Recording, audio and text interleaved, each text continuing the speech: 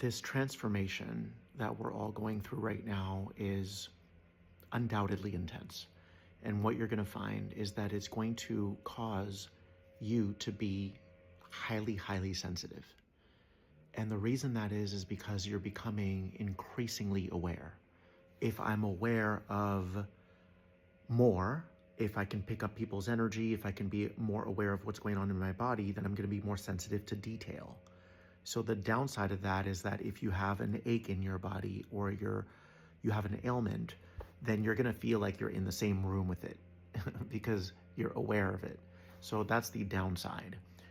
The upside is that the body is actually trying to get your attention about something that you haven't addressed emotionally. A lot of the aches, a lot of the ailments that we have actually point back to emotional issues, traumas that we haven't addressed, that we haven't dealt with.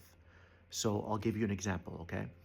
Let's just say that you grew up in an environment where you felt unsafe and people were constantly gaslighting you.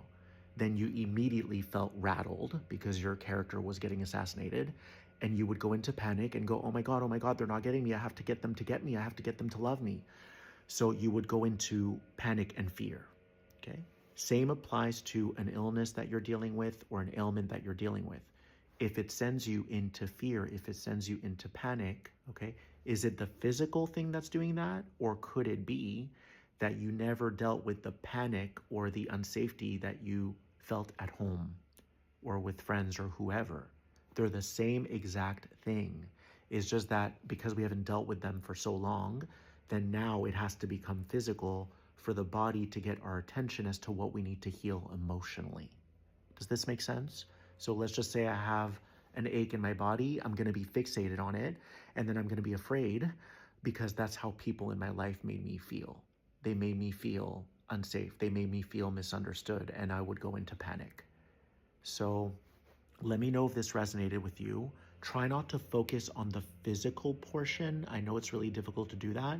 Try to always bring it back to what's going on emotionally. What happened in my past?